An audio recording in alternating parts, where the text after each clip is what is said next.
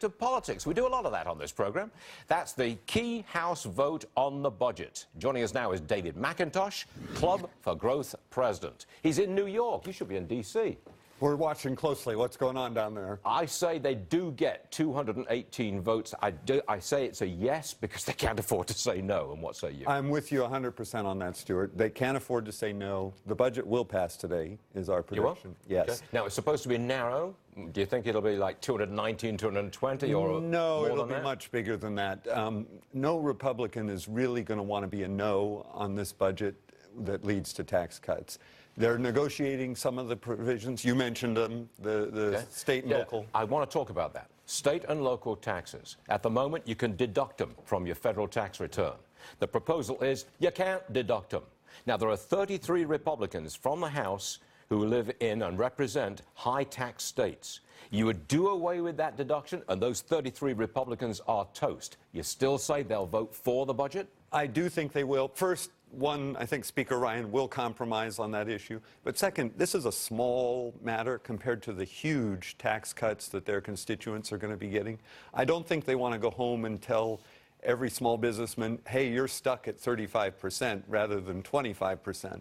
So they're jumping over nickels to get Okay, but you pennies. do think that Paul Ryan will negotiate this either away or limit the scope of this non-deductibility? I think they'll end up limiting it. Okay. It's unfortunate. It's the right thing to do, but politics requires them to come up with a compromise because the bigger goal of a huge pro-growth tax cut that, you know, the CEA's told us $4,000 more for the middle-class earner when they do these tax cuts. That's a lot of money on the table. What Republican can vote against that? Not if they want to be reelected. Well said. Quick one on 401ks. There's some talk that they will be restricted on how much you can put in tax-free. You don't want that, do you? No, they should leave that completely intact. That's a huge benefit to the middle class. David McIntosh says, yes, we'll get a yes vote on the budget.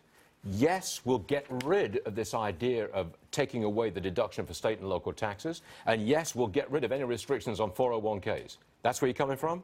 Well, look, I'd love to keep the state and local tax, but I'll compromise on that because the bigger goal of passing this tax cut is a must-pass bill for Republicans. It will unleash tremendous growth. We're behind them. Let them compromise. Get the job done. David, thank you very much for being with us today in New York. We appreciate you being here. My pleasure. Thank you very much. Now, we've got a very special guest coming up in the next